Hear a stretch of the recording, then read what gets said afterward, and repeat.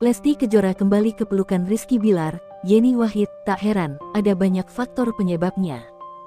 Jakarta, Ketua Organizing Komite OC, Nu Women, Zanuba Arifah Cafso atau Yeni Wahid mengaku tidak kaget dengan keputusan penyanyi Lesti Kejora yang kembali ke pelukan suaminya Rizky Bilar meskipun sudah mendapatkan tindak kekerasan.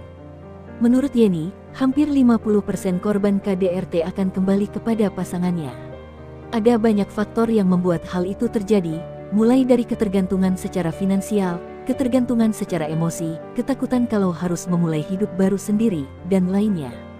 Sehingga, korban tersebut lebih memilih untuk menoleransi perlakuan kasar yang didapatkannya, kekerasan yang didapatkannya daripada mengambil risiko untuk hidup sendiri, apalagi kalau punya anak.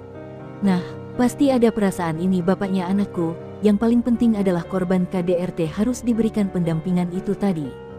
Memberikan ruang bagi mereka untuk bisa berpikir jernih dan dibimbing supaya tidak takut menghadapi risiko-risiko ke depan, papar Yeni, Minggu, tanggal 16 Oktober tahun 2022.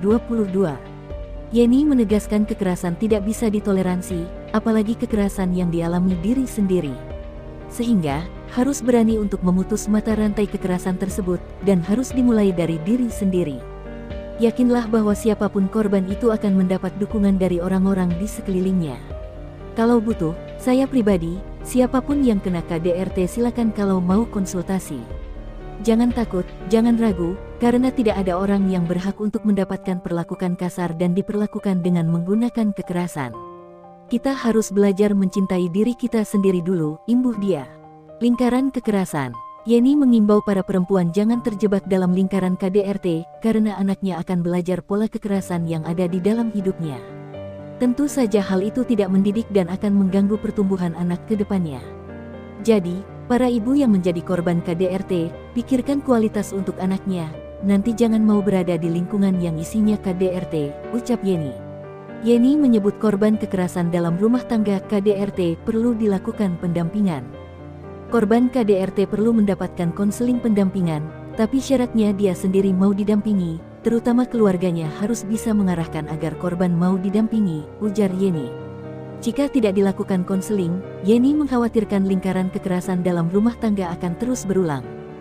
Nu Women, kata dia, bekerja sama dengan Kementerian PPPA akan menyelenggarakan program pendampingan di sejumlah pondok pesantren.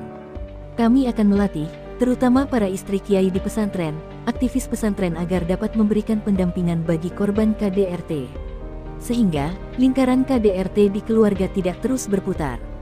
Jika tidak, lingkaran setan yang terus berputar ini tidak akan selesai dan akan terus terjadi KDRT, katanya.